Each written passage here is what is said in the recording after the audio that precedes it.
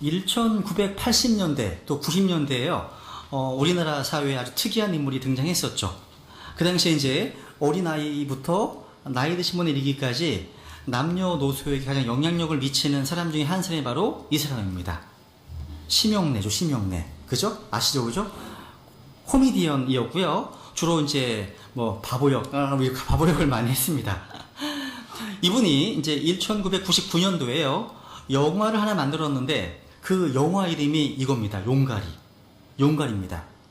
너무 유치해서인지 별로 흥행에 성공하지는 못했습니다. 그런데 그 당시 한국의 신지식인 가운데 이 심영래 씨가 들어가게 됩니다. 그래서 언론에 관심이 집중된 그때 언론에서 인터뷰한 기억이 지금도 생생하게 납니다. 기자들이 많이 모여 있었고 주목받고 있을 때였습니다. 그때 심영래가 이렇게 얘기했습니다. 세상에는 두 종류의 인간이 있습니다. 첫째는 용가리를 본 사람과 둘째는 용가리를 보지 않은 사람입니다. 다들 막 웃었어요. 여러분들 막 웃기잖아요. 그렇죠? 왜 웃기는 얘기예요?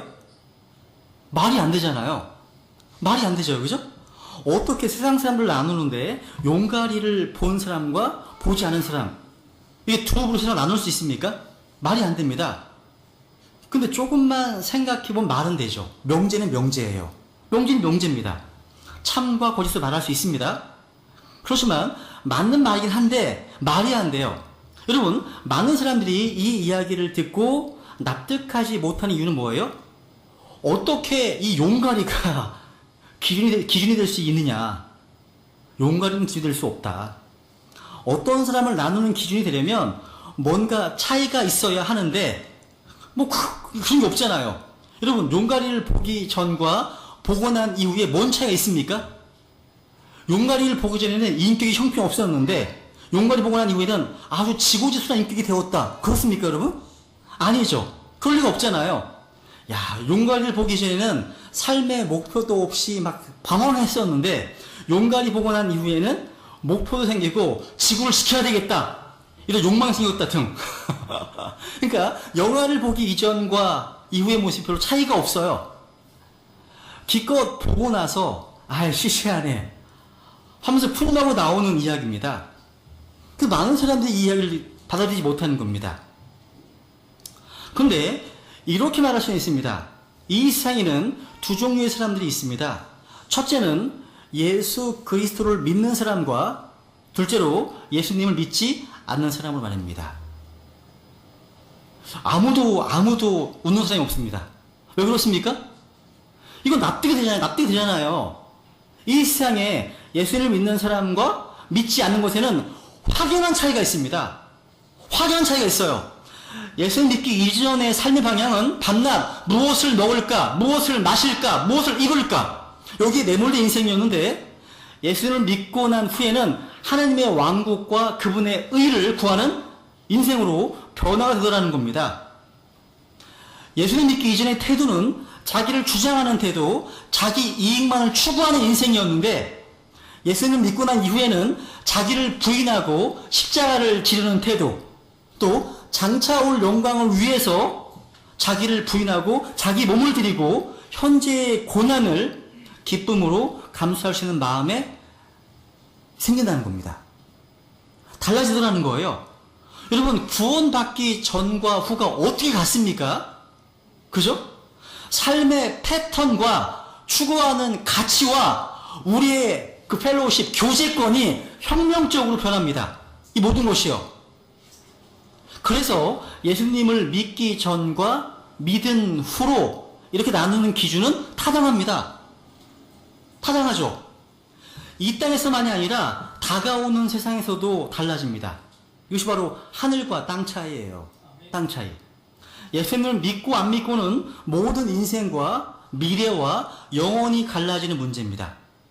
요한복음 5장 24절에 보시면 생명이 달라진 것처럼 예수님께서 인생을 하려는 기준을 줄 수 있습니다. 예수님께서요. 오늘 본문에 보시면 이렇게 두 부류의 사람을 선명하게 대조하고 있습니다. 복 있는 사람과 경건치 아니한 사람들로, 또 의로운 자들과 죄인들이 명함을 이루어 대조가 되고 있습니다. 이 시편 1편은요 행복한 사람에 대한 고백이에요. 그래서 어떤 설교자는 이렇게 얘기했습니다. 욥은 unhappy man, 불행한 사람이다. 시편은 행복한 사람에 대한 얘기다.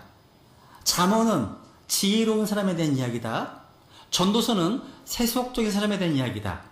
솔로몬의 아가서는 하늘에 속한 사람 이야기다. 천상의 사람. 맞습니다. 시편 기자는 여기서요, 행복한 사람을 지금 소개하고 있습니다. 여기 1절에 보면 복이 있다 라는 말이 나오죠. 영어에 보시면 제일 처음 나오는 게 blessed입니다. 제일 처음 나오는 단어가 blessed이에요. 근데 이 복이 있다는 단어는요, 창세기 30장 13절에 보면 행복하다는 뜻입니다. 읽어볼까요? 같이 시작. 레아가 이르되 나는 행복한 자니 복된 자라 하리로다 하고 그의 이름을 아셀이라 하였더라. 그러니까 성경은 복 있다는 이 단어가 행복하다라는 뜻으로 이게 정의하고 있습니다. 그래서 오늘 설교 제목이 바로 행복한 사람입니다. 그렇다면 행복한 사람은 구체적으로 어떤 사람일까요? 첫 번째로 행복한 사람은요, 상징적으로 본문에 보시면 겨가 아닌 나무와 같은 사람입니다. 겨가 아닌 나무 같은 사람. 여기 3절과 4절에 보시면 그는 복 있는 사람입니다. 물 있는 강가에 심은 나무 곧 제철에 열매를 맺는 나무 같으며 그 잎사귀 또한 시들지 아니하리로다. 그가 하는 것은 다 무엇이든지 형통하리로다. 그 다음 경건치 아니한 자들은 그렇지 아니하며 오직 바람에 날리는 겨와 같도다 말씀하십니다. 지금 행복한 사람은 나무 같고 지금 경건치 않은 사람은 뭐 같다고요? 겨우 같습니다. 그러니까 여러분, 세상에는 두 종류의 사람들밖에 없습니다. 그리스도인과 비그리스도인으로 나눌 수 있습니다. 이 차이를 본문은 나무와 겨와 같다고 하는 겁니다. 하나는 강가에 심은 나무를 이렇게 제시하고 있고 또 하나는 밭에 쌓여있는 겨를 제시합니다. 여러분은 무엇과 같습니까? 여러분의 삶은 무엇에 비교할 수 있습니까? 나무와 같습니까? 아니면 겨와 같습니까?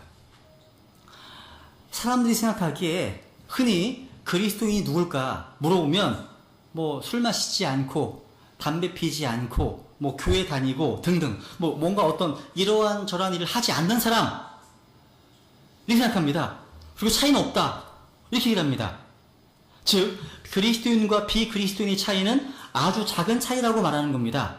근데 본문에 나타난 모습은 이런 생각이 잘못되었음을 단번에 보여줍니다. 여기 시편은요, 두 그루의 나무를 비교하고 있는 게 아니에요. 사과나무와 포도나무가 아닙니다. 밤나무와 소나무가 아닙니다. 뭐예요? 나무와 겨를 비교하고 있습니다. 즉 그리스도인과 비그리스도인 사이에는 정말 깊고도 근본적이고 본질적인 차이가 있다는 사실을 드러내기 위한 겁니다. 그러니까 그리스도인과 비그리스도인의 차이는 겉으로 드러나는 어떤 행동이 아닙니다. 어떤 행실 차이가 아닙니다. 여러분, 디모데 후서 3장 5절에 보면 구원받지 못한 사람도 경건의 폼, 모양은 있을 수 있습니다. 성경을 가지고 다닐 수 있고요. 기도할 수 있고요. 전도지를 나눠줄 수도 있습니다. 예배에 참여할 수도 있습니다. 폼은 가질 수 있습니다. 그런데 생명이 없어요. 그러니까 그리스도인과 비그리스도인의 차이는 본질의 차이구나. 생명의 차이구나. 이게 중요합니다. 경건치 아니한 자들도 얼마든지 종교적으로 경건의 모양은 보여줄 수도 있고 또 도덕적으로도 판단할 때 아주 선한 삶을 살 수 있기 때문입니다. 도덕적 관점으로 볼 때 아주 선한 사람들이 이 세상에는 많이 있습니다. 그런데 선한 사람들이면서도 전혀 그리스도인이 아닌 사람들이 많이 있다는 거예요. 그 중에 한 사람이 테레사 수녀입니다. 사람들이 보기에는 선한 사람이지만 구원받은 크리스찬은 아니네? 이분이 지옥 갔어? 놀라워합니다. 놀라워하는 거예요. 여러분, 신약 성경에 보면 그리스도인과 비그리스도의 차이를 말씀하시면서 이런 표 쓰잖아요. 요한복음 3장에 보시면 다시 태어나야 한다. 중생 말씀하셨습니다. 그러니까 출생과 같은 것이 있어야 한다고 말씀하시는 겁니다. 그래야만 그리스도인이 되는 겁니다. 그래서 고린도 후서 5장 17절. 같이 읽겠습니다. 시작. 그런즉 누구든지 그리스도 안에 있으면 그는 새로운 창조물이다. 옛 것들은 지나갔으니 보라 모든 것이 새롭게 되었도다. 잘 보세요. 내가 과거 구원받기 전보다 약간 모습이 뭐 어떤 좋아진 게 아닙니다. 약간 나아진 정도가 아니에요. 그러니까 약간 차이가 난 정도가 아닙니다. 보세요. 새로운 창조물. 전혀 새로운 창조물이 된 겁니다. 여러분, 요한복음 3장 36절에 보시면 구원받지 못한 자들의 머리 위에는 하느님의 진노가 그 위에 머물러 있다.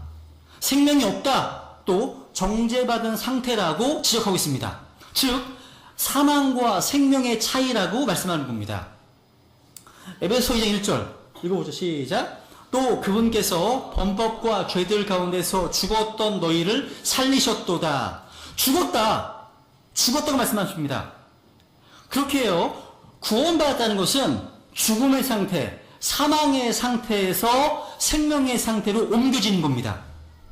그래서 구원받은 사람과 구원받지 못한 사람의 차이가 그 정도라는 거예요. 근데 그런 차이를 오늘 본문에서는 강가에 심긴 나무와 생명이 없는 겨의 차이로 말씀하고 있다는 겁니다. 그렇다면 나무와 겨의 차이점들은 구체적으로 뭘까요? 보세요. 첫 번째. 여러분, 겨가 뭐예요? 겨는요, 다 쓰고 남은 찌꺼기입니다. 찌꺼기. 겨는 안에 알곡을 꺼내고 남은 껍질입니다. 알맹이가 알곡이고 그 주위를 둘러싸고 있는 껍데기, 이 껍질이 겨입니다. 그래서 타작을 해서 생명 있는 알곡을 골라내잖아요. 여러분, 곡식의 모든 가치와 그 힘과 생명을 골라내고 남은 찌꺼기가 바로 겨입니다. 겨.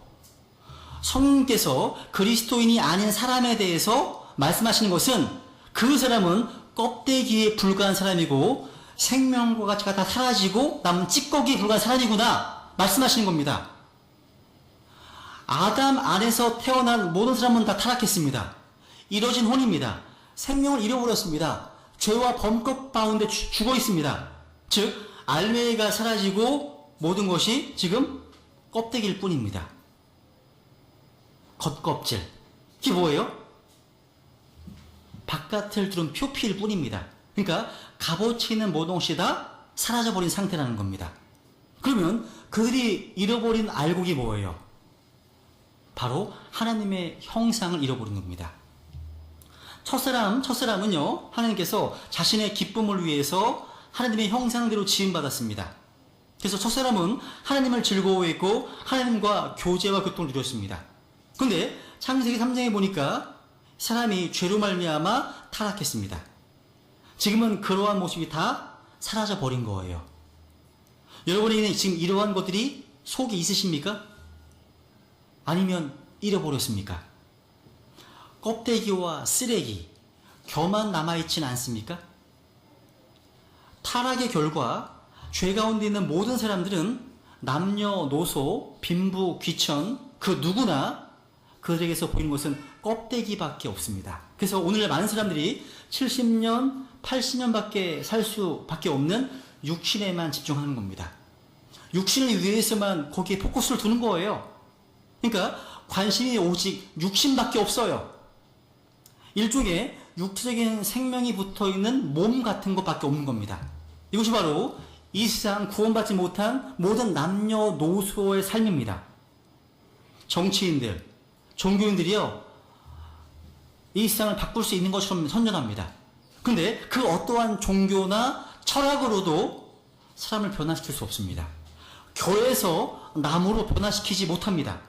오직 예수 그리스도를 믿음으로 다시 거듭나서 하나님의 형상을 회복하는 길만이 유일한 방법입니다.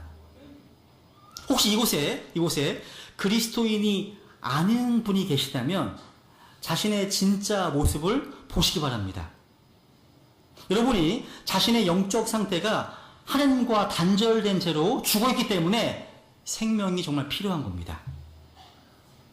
그 사실을 인식하지 못한다면 우리를 살리러 오신 예수 그리스도를 믿을 수가 없습니다. 여러분이 생명이 없는 껍데기, 교회에 불과하다는 사실을 보지 못한다면 주님께로 나올 수가 없어요. 복음의 소식을 믿을 수도 없게 됩니다. 그래서 그리스도 없이 영혼이 멸망할 수밖에 없습니다. 그래서 교회의 운명처럼 어떻게 돼요? 교회는 불태워지고 맙니다. 불태워지는 거예요. 그런데 그리스도인은 나무와 같습니다. 나무는요, 살아있는 유기체입니다. 나무는 그저 껍데기가 아니에요. 나무에는 뭐가 있어요? 라이프, 생명이 있습니다. 생명. 이것이 바로 경건한 자와 경건치 아니한 자의 본질적인 차이인 겁니다. 여러분은 나무이십니까? 교이십니까? 둘 중에 하나예요. 둘 중에 하나입니다. 두 번째, 나무와 교의 또 한 가지 충격적인 차이는 나무는 뿌리가 있어요. 그죠? 뿌리 있잖아요. 교는요, 뿌리가 없습니다. 교가 더미로 지금 쌓여 있습니다. 누군가 껍질을 깎아내어서 쌓아놓은 거예요. 이게 땅에 쌓여 있습니다. 그런데 모든 것이 유동적인 움직입니다.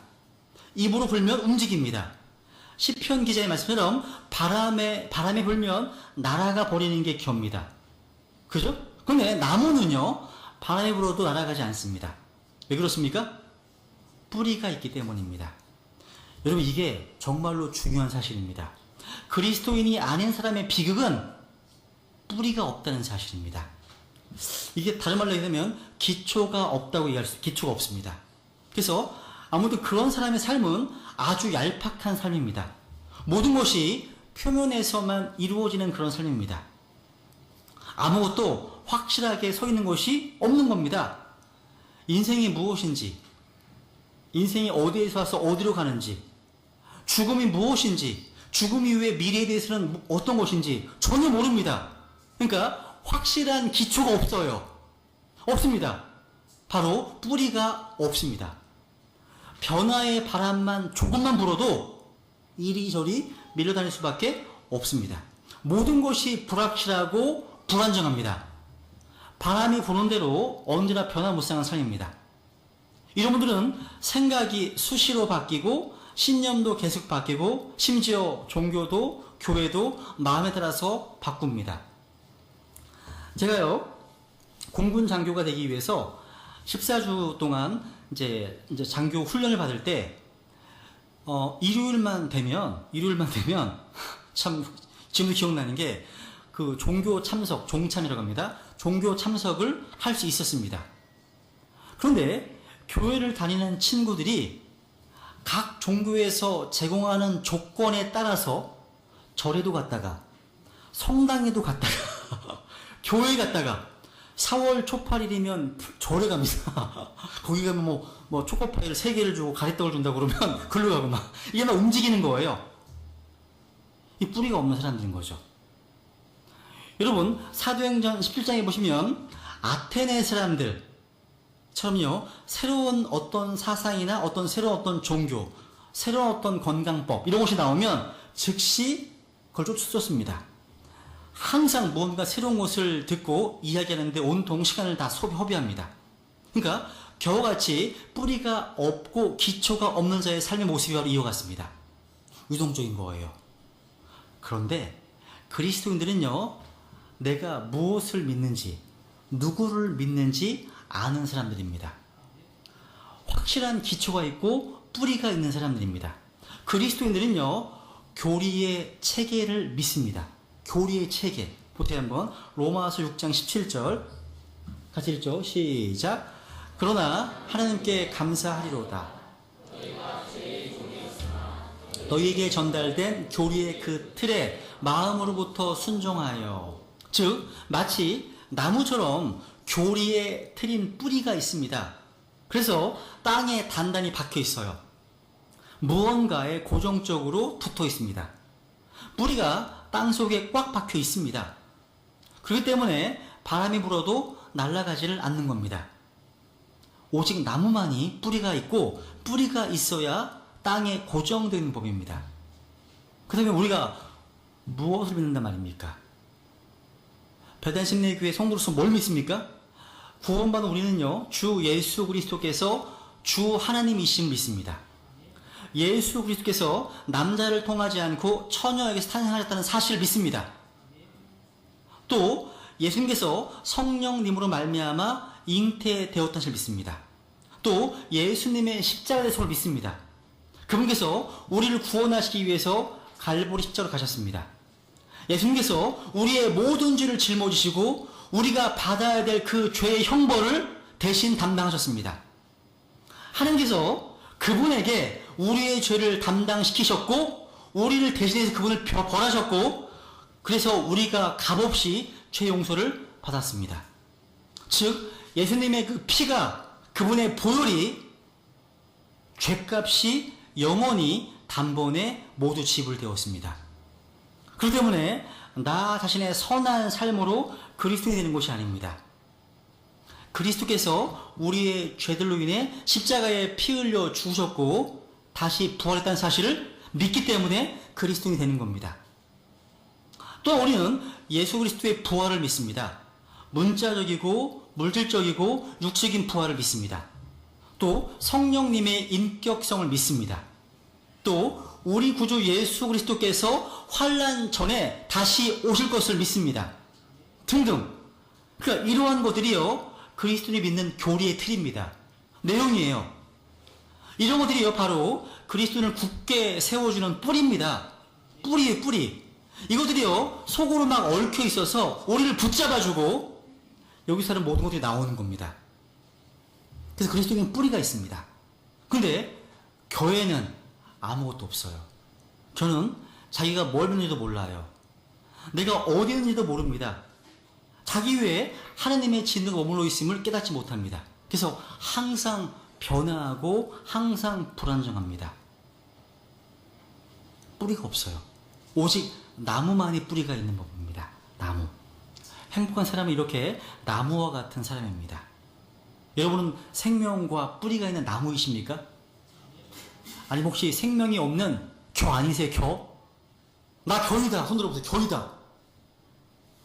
안 들으시겠죠, 당연히. 그죠? 혹시 겨이다 라고 생각되시는 분 계시면 언제든지 저한테 오세요. 상담해 드리겠습니다. 두 번째, 좀 더 구체적으로 주님께서 인정하시는 행복한 사람은 어떤 사람일까요? 한마디로 악한 영향력으로부터 분리하는 사람입니다. 1절, 1절. 1절, 같이 읽죠. 시작.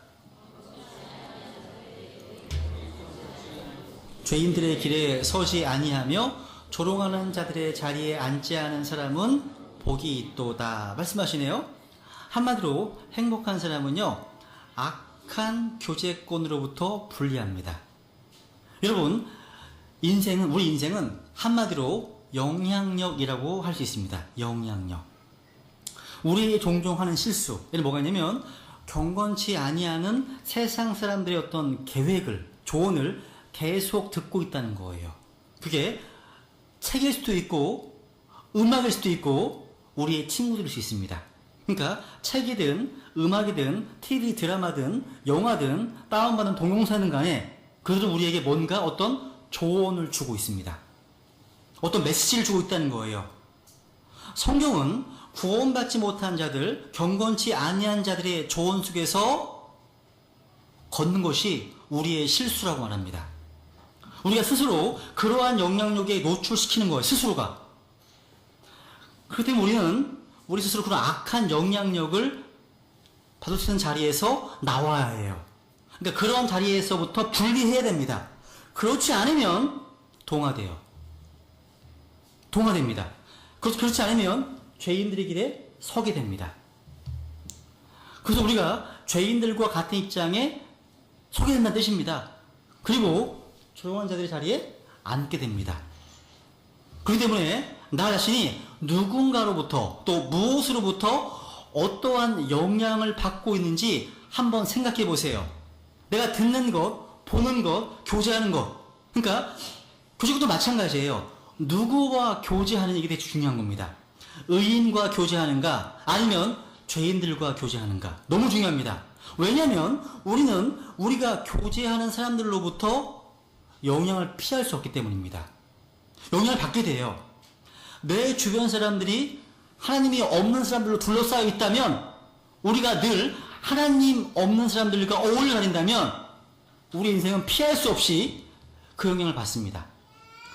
하나님을 두려워하지 않는 사람들, 하나님을 거스르는 사람들, 이런 사람들을 곁에 두고 있다면 영향을 안 받을 수가 없어요. 입을 열기만 하면 늘 짜증내고 비판하고 부정적인 인생을 사는 사람들과 어울려 다니면 우리도 그렇게 됩니다. 똑같이 되는 거예요. 유유상종이라고 하죠. 그죠? 그래서 여러분, 내가 지금 어떠한 사람들과 어울려서 인생을 살고 있는가, 이것이 5년 후, 10년 후에 내가 어떠한 종류의 인생을 살 것인가를 결정하는 중요한 요인이 됩니다. 그래서 시편 기자 이렇게 얘기했습니다. 시편 119편 63절 같이 읽겠습니다. 시작. 나는 주를 두려워하는 모든 자들과 주를 훈계들을 지키는 자들의 벗이니이다. 아멘. 교제에 대한 아름다운 고백을 하고 있죠. 여러분의 친구는 어떤 사람들입니까? 친구 어떤 사람들이에요? 성경을 날마다 읽고 하나님 말씀을 사랑하는 사람들입니까? 여러분의 친구는 무릎 꿇고 기도하는 사람들입니까? 아니면 하나님이 없는 죄인입니까?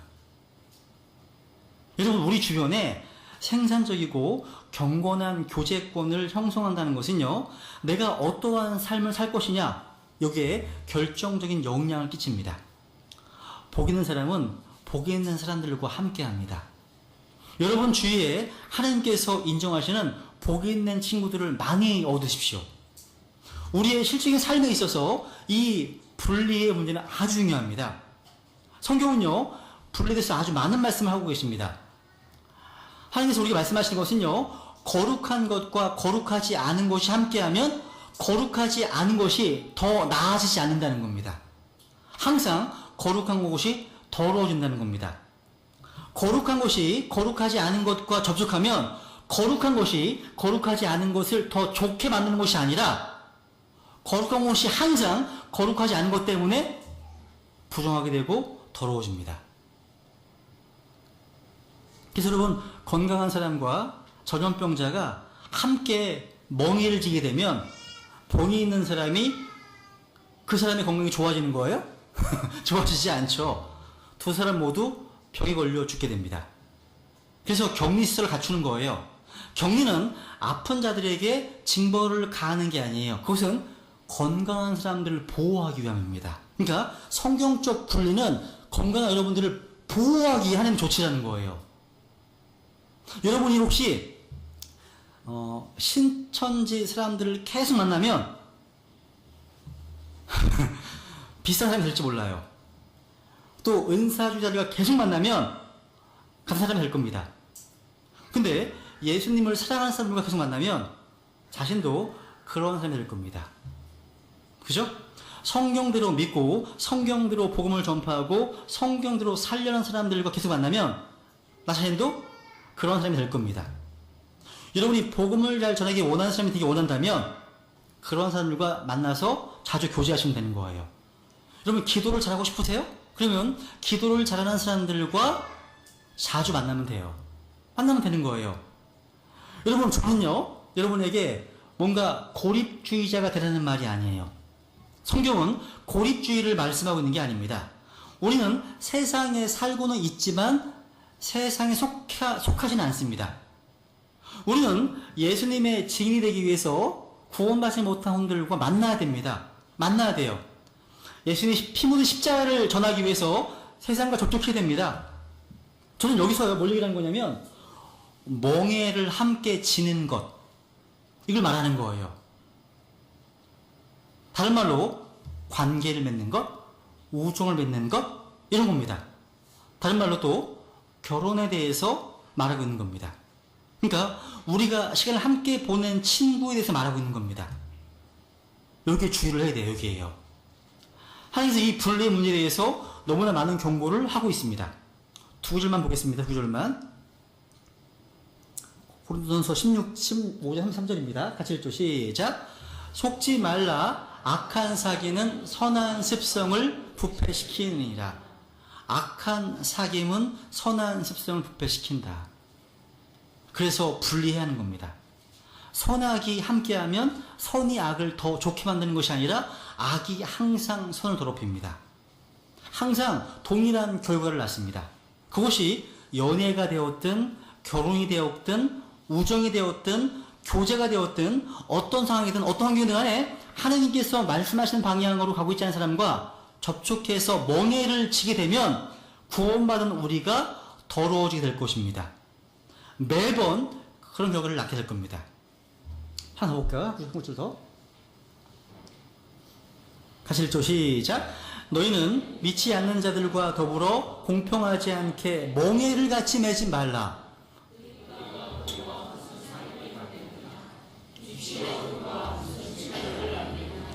그리스도가 벨리알과 무슨 일치를 보겠느냐? 혹은 믿는 자가 믿지 않는 자와 무슨 몫을 나누겠느냐? 하나님의 성전이 우상들과 무슨 조화를 이루겠느냐?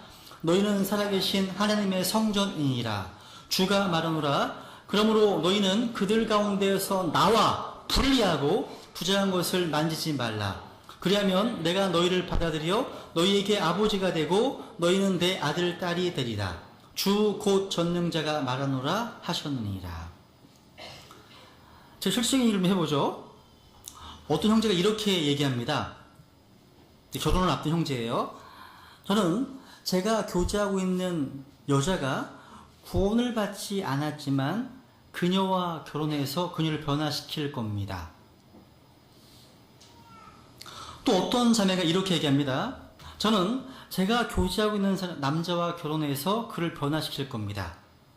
남자친구가 구원받지는 못했지만 제가 그 남자를 구원받게 할 겁니다. 이렇게 얘기합니다. 그런데 아닙니다. 하나님의 특별한 개입이 없는 한 하지 못할 겁니다. 어떻게 아냐고요? 성령이 그렇게 말씀하고 있기 때문입니다. 여러분, 삼손이 드릴라와 관계를 맺으면서 드릴라에게 어떠한 도움도 주지 못했습니다. 삼손이 어떤 사람입니까? 삼손은요, 주의 영이 함께 임하심으로 주님께 쓰임받았던 인물이었습니다. 하나님의 권능이 임해서 그 당시 가장 강력한 사람이었습니다. 이스라엘의 사사였고 지도자였습니다. 그런데도 삼손은 드릴라에게 좋은 영향을 끼치지 못했습니다. 삼손은 그녀보다 더 강한 인물이었어요. 그런데 삼손이 분리의 원칙을 어겼기 때문에 드릴라가 오히려 나쁜 영향을 삼손에게 주었어요. 그래서 자기 능력을 잃어버렸잖아요, 삼손이요. 그리고 눈이 뽑혀지고 자유를 잃어버린 신세가 되었습니다. 거룩함은 결코 더러운 것을 거룩하게 만들지 못합니다. 오히려 거룩하지 못한 것이 항상 거룩한 것을 더럽힙니다. 그렇다면 우리가 출석하고 있는 이 교회가 부패했다면, 배교했다면 어떻게 해야 됩니까? 어떻게 해야 됩니까? 분리하셔야 되는 거예요. 여러분, 누가 이렇게 됩니다. 글쎄요, 저는 이 교회가 잘못되었다는 사실을 알고 있습니다. 그러나 저는 이 안에 머물면서 이 교회를 변화시키겠습니다. 라고 말합니다. 아닙니다. 아니에요. 실패할 겁니다. 여러분, 교회사를 공부해 보시면 타락하고 부패한 교회 안에 머물면서 그 배교한 교회를 다시 하나님께로 돌이킨 사례가 단 하나도 없습니다. 다 실패했어요. 이게 교회사의 교훈입니다. 분리가 아니면 다 실패했습니다. 그러니까 변화시키지 못한다는 겁니다. 그래서 원칙이 항상 동일합니다. 그 안에 머물면서 결코 변화시키지 못합니다. 오히려 그 사람이 동화돼요. 동화됩니다. 그래서 성경은 그들 가운데서 나와서 뭐 하라고요? 분리하라. 명령하셨습니다. 그런데 여러분, 분리는 무엇으로부터 나오는 분리는 성경적 분리의 절반에 해당합니다. 나머지가 필요해요. from, 뭐뭐뭐로부터 분리했다면 그 다음에 필요합니다. unto가 필요해요. unto. 그러니까 성경적 분리는 무엇을 하지 않는 것을 끝나는 것이 아니라 더 적극적으로 주의 말씀을 묵상하고 즐거워하는 사람입니다. 프롬에서 그치는 것이 아니라 unto로 나아가야 한다는 거예요. 그 사람이 진짜 행복한 사람입니다. 즉, 하나님과 하나님의 말씀으로 나와야 한다는 거예요.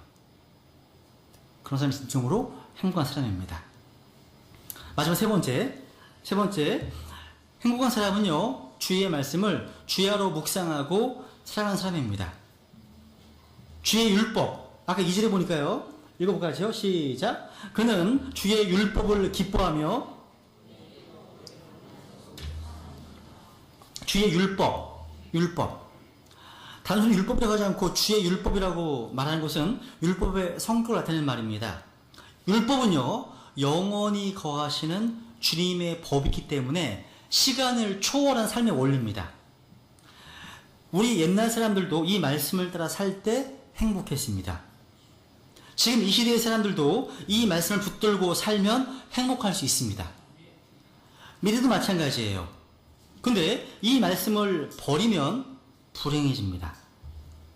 여러분, 하나님 말씀에 세워진 신앙의 나라, 미국이요, 종교의 자유를 내세워서 학교에서 성경을 읽고 가르치는 것과 기도하는 것을 폐지한 이후에, 이게 1960년대였습니다. 폐지한 이후에 학생들은요, 영적으로, 정신적으로 공허와 갈등 가운데서 삶의 목표를 잃고 방황했습니다. 그래서 공허한 젊은이들의 마음속에 술과 담배와 마약이 침투했어요. 그 결과 신성한 학교와 가정은요, 마약과 섹스와 폭력과 총기 살인이 판치는 범죄의 온생이 되어버렸습니다. 그래서 공립학교에 안 보내려고 그러잖아요. 이 결과예요. 여러분, 같이 해볼까요? 시작. 모든 육체는 풀과 같고 사람의 모든 영광은 풀의 꽃과 같으니라. 풀은 마르고 그곳에 꽃은 떨어지되 오직 주의 말씀은 영원토록 지속되나니 복음으로 너희에게 선포된 말씀이 이 말씀이니라. 이 말씀은요, 시대를 초월한 삶의 원리를 제시해주고 있습니다. 그래서 여러분은 얼마나 이 말씀을 가까이 하십니까? 얼마나 이 말씀을 기뻐하십니까? 복 있는 사람, 행복한 사람은요, 시대를 초월한 보편적인 삶의 원리를 지닌 이 말씀을 진실로 기뻐하면서 묵상하는 사람입니다. 근데 우리는 어떤 모습입니까? 혹시 성경을 보면 졸리기부터 하지 않으십니까? 성경의 맛을 모르기 때문이에요. 이 말씀을 기뻐하고 이 말씀을 주야로 묵상한 사람이 바로 행복한 사람입니다. 그리고 묵상이 묵상이 뭐죠? 성경 통독이 음식을 먹는 것에 비유하면 성경의 묵상은요, 먹은 음식을 소화하는 것입니다. 묵상이란 생각하면서 꼭꼭 씹어보는 행위를 뜻합니다. 하나님의 말씀은 추잉껌입니다. 추잉껌. 계속 씹으시면 돼요. 씹으세요. 추잉껌. 소가 풀을 뜯어먹고 뭐예요? 들어가시잖아요. 그죠? 되새김질을 마찬가지입니다. 즉 모든 영양소를 섭취할 때까지 계속해서 곱씹는 거예요. 근데 제 경험상 모든 영양소를 섭취할 수가 없어요. 계속 나와요. 품이 계속 나옵니다. 묵상할수록. 그러니까 오랫동안 묵상하면 말씀이 머리에서 가슴으로 내려옵니다. 마치 이슬비의 온몸이 젖듯이 말씀의 되새김질은요, 우리 마음 전체를 적시고 다스리게 됩니다. 그리고 그 말씀은 손과 발로 전달돼서 행동으로 연결됩니다. 여러분, 창세기 24장에 보면 처음으로 묵상이라는 단어가 나오는 곳이 여기예요. 이삭, 맞습니다. 이삭이 저물 때 들에 나가 묵상하다가 눈을 들어 바라보니 보라, 낙타들이 오더라. 누가 오고 있는 거예요, 지금? 리브가가 오는 거예요. 리브가가요. 근데 잠언 18장 21에 보면 누구든지 아내를 얻는 자는 좋은 것을 얻고 주의 호의를 얻느니라 말씀하십니다. 와, 여러분, 이삭은 말씀을 묵상할 때 주님으로부터 가장 좋은 것을 얻었던 겁니다. 여러분 들에 나가 묵상한 적 있으세요? 묵상 많이 하십니까? 스마트폰만 계속 보고 계시세요? 스마트폰만? 스마트폰에 대한 안식이 필요한 것 같아. 요즘 시대는요. 여러분, 말씀을 가까이 하고 항상 주야로 묵상하는 사람이 행복한 사람입니다. 그래서 시편 5편을 가시죠. 시작. 오 주여, 나의 말들에 귀를 기울이시며 나의 묵상하는 것을 깊이 생각하소서. 그 다음 또 오 나의 힘이시요 나의 구속자이신 주여, 내 입의 말들과 내 입 마음의 묵상이 주의 눈앞에 받으실 만한 것이 되기를 원하나이다. 여러분, 우리가 무엇을 생각하는지, 누구를 생각하는지 이게 하느님의 주요 관심의 대상입니다. 진짜 중요해요. 주님은 여러분이 어제 무슨 생각을 했는지, 오늘 무슨 생각을 하시면서 교회에 오셨는지 아주 관심이 많으십니다. 생각하며 더 깊이 생각하는 것. 이게 바로 묵상입니다. 묵상이에요. 주님은 여러분에게 생각들을 보고 계십니다. 성경은 하나님의 말씀을 가슴에 담고 묵상하는 사람이 석세스, 성공하게 된다고 말씀하십니다. 한번 여호수아 1장 8절 같이 읽겠습니다. 시작. 너는 이 율법책을 내 입에서 떠나지 말게 하며 밤낮으로 그것을 묵상하여 그 안에 기록된 모든 것에 따라 지켜 행하라. 그러면 내가 내 길을 형통하게 하며 또한 크게 성공하리라. 킹진 성경에 단 한 번 나오는 곳입니다. 성공이란 말이. 성공은 말씀 묵상과 연관되어 있습니다. 그래서 하나님의 말씀이 우리 눈과 입으로 읽혀서 머리에 들어가고 우리 가슴을 지배하면 우리의 삶은 완전히 달라질 겁니다. 달라집니다. 또한 말씀 묵상을 통해서 우리는 죄로부터 보호를 받게 되고 거룩한 죄로 인도받게 됩니다. 또 묵상은요, 우리의 기도 생활에 도움이 돼요. 기도할 때 묵상을 많이 하는 사람들은 그 말씀을 근거로 해서 말씀을 붙들고 기도하게 됩니다. 기도도 잘하게 됩니다. 또 묵상은요, 어려운 가운데 있을 때, 역경 가운데서도 인내하게 해줍니다. 여러분, 말씀을 묵상하면 누군가 어떤 공격을 받을 때 우리에게 힘을 줍니다. 근데 여러분이 하나님 말씀을 묵상하게 되면 그런 것이 그렇게 크게 개의치가 안 돼요. 말씀 묵상은요, 많은 유익이 있습니다. 여러분, 한번 읽어볼까요? 시편 119편 23절. 시작. 통치자들도 앉아서 나를 비방하였사오니 주의 종은 주의 법규들을 묵상하였나이다. 또 그 다음, 교만한 자들이 까닭없이 나를 사악하게 대하였사오니 그들이 부끄러움을 당하게 하소서. 오직 나는 주의 훈계들을 묵상하리이다. 그러니까 인간관계의 어려움, 누군가 나를 까닭없이 비방하네? 이거 들려. 아, 주님께서 알고 계시지. 아, 주님께서 보고 계시지. 성경을 묵상하면 저항력이 생깁니다. 큰 문제가 안 돼요. 말씀이 없으면 큰 상처가 돼요. 변하고 싶어지고 나를 방어하고 싶어집니다. 말씀이 없으면요. 근데 말씀으로 충만하잖아요? 그러면 그게 크게 느껴지지 않습니다. 말씀 묵상이 바로 성공의 비결입니다. 여러분, 미국에 이런 말이 있어요. 거북이 교인. 이 좋은 말 같아, 나쁜 말 같아요, 여러분. 거북이 교인. 좋은 말 같다. 좋은 말 같다. 나쁜 말 같다. 졸리세요? 이 무슨 말이냐면요. 거북이 이런 말은 뭐냐면 하나님의 말씀 성경, 곧 영의 양식을 먹지 않고 살아가는 교인을 가리키는 말입니다. 나쁜 말이죠. 거북이는요, 무려 500일 동안 음식을 안 먹어도 죽지 않기 때문에. 통계적으로 새들은 열흘 정도 안 먹으면 굶으면 날지 못합니다. 죽는다고 합니다. 개들도 20일 정도 먹지 못하면 죽습니다.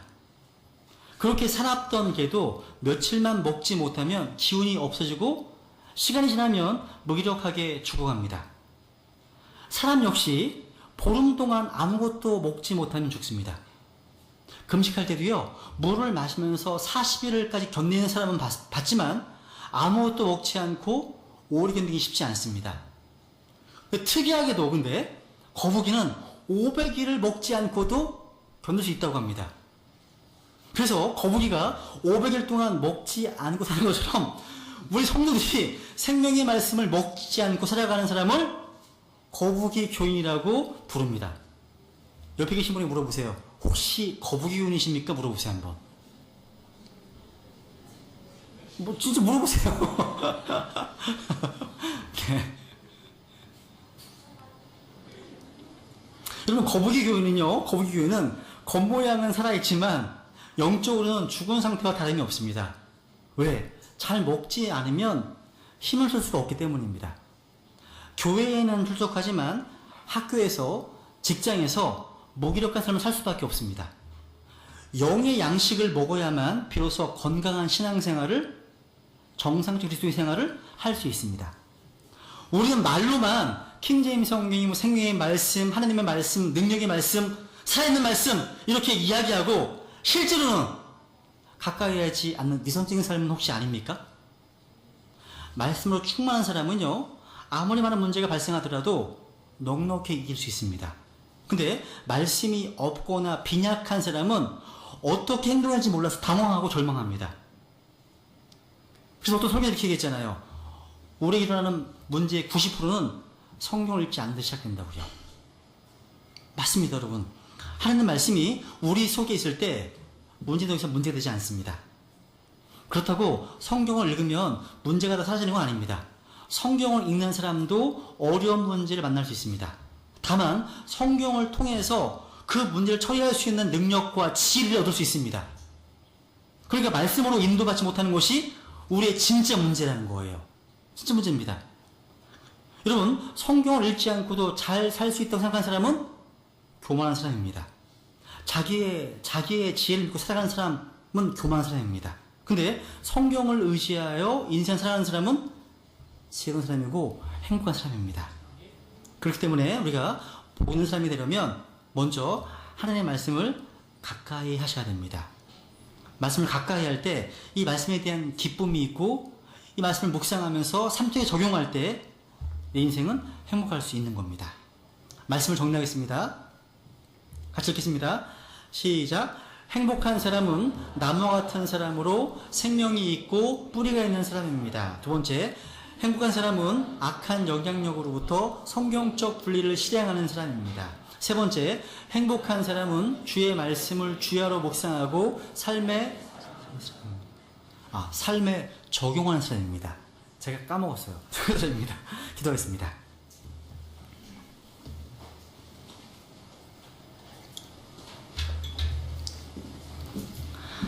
그럼 기도하실 때 제가 하나님 앞에서 여러분에게 개인적으로 묻겠습니다. 여러분은 알고 계십니까? 껍데기십니까? 알맹이십니까? 껍질입니까? 나무입니까? 겨입니까? 여러분은 진실한 그리스도인이십니까? 이 자리에 성령님께서 자신의 진짜 모습을 발견해 주셔서 내 자신이 알맹이도 없고 알곡도 없고 생명도 없고 자신이 껍데기와 쓰레기 외에 아무것도 아닌 겨라고 생각하시는 분이 혹시 안 계십니까? 그러한 비참한 모습을 주님께서 보여주셨다면 그분들에게는 소망이 있습니다. 자신의 비참한 상태를 발견하지 못한다면 그리스도로 돌이킬 수도 없고 복음을 믿을 수도 없습니다. 자신의 상태가 겨라고 보여주셨다면 지금 이 시간 하나님께 부르주십시오. 예수님께 나아가 자신이 겨에서 나무가 되게 해달라고 구하십시오. 진정으로 의인의 회중에 들게 해달라고 간구하십시오. 우리 주님께서는 내게 오는 자를 내가 결코 쫓아내지 않겠다고 말씀하셨습니다. 누구든지 원하는 자는 생명수를 값없이 마시라고 초청하셨습니다.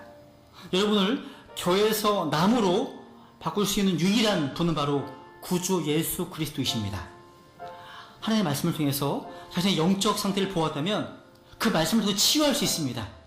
그리스도의 복음이 바로 여러분을 구원에 이르게 하시는 하나님의 권능이 됩니다. 십자가의 보혈을 믿는 자는 누구든지 구원을 가져다 주십니다. 여러분 오늘 구원을 달라고 고백하지 않으시겠습니까? 또 예수님 십자가의 보혈로 죄사함 받고 구원받은 분들에게 묻습니다. 당신은 하나님께서 인정하시는 행복한 사람이십니까? 행복한 사람은 성경적 분리를 실행하는 사람입니다. 여러분이 읽는 책, 여러분이 보는 영상들, 여러분이 듣는 음악은 어떤 것들입니까? 여러분에게 해석적인 메시지, 주약의 메시지들을 주입하고 있는 곳이라면 여러분 자신을 위해서 떠나십시오. 여러분이 사귀고 있는 사람들이 혹시 하나님께서 떠나라고 분리하라고 명령한 세상들은 아니십니까? 이 명령은 바로 하나님께서 여러분을 사랑하시기 때문에 여러분을 보호하시기 위해서 주신 것입니다. 이 분리의 명령에 순종하지 못할 때 우리는 그리스도인으로서 능력과 선한 영향력을 상실하게 됩니다. 이 시간 악한 영향력 가운데 살았다면 하나님께 먼저 자백하십시오. 그 악한 영향력으로부터 벗어날 수 있게 해달라고 하나님께 기도하십시오. 하나님의 은혜가 필요한 자임을 고백하십시오.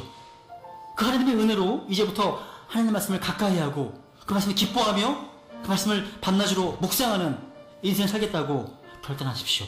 같이 기도하시겠습니다.